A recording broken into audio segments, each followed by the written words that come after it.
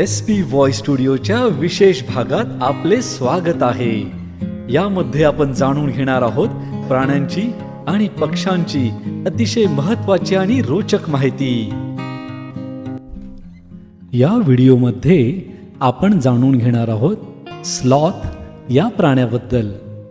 Sloth इतके हळू चालतात की त्यांच्या अंगावर शेवाळ वाढते, ज्यामुळे ते झाडांमध्ये लपून जाऊ शकतात। ते फांद्यांना उलटे लटकून दिवसातून 15 ते 20 तास झोपतात। ते आठवड्यातून एकदा शौचासाठी झाडावरून खाली उतरतात।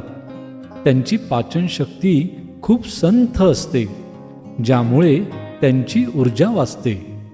ते उत्तम पोहणारे आहेत आणि पाण्याखाली 40 मिनिटे श्वास रोखून धरू शकतात।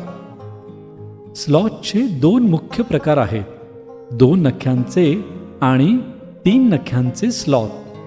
त्यांच्या लांब नख्यांमुळे त्यांना फांद्या पकडणे सोपे जाते। ते आपली मान 270 अंशापर्यंत फिरवू शकतात। ते प्रामुख्याने झाडांची पाने, फुले आणि फळे खातात। स्लॉथला एकटे राहायला फार आवडते।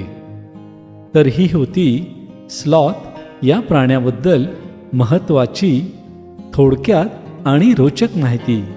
मी आशा करतो की हा व्हिडिओ आणि ही माहिती आपल्याला आवडली असेल।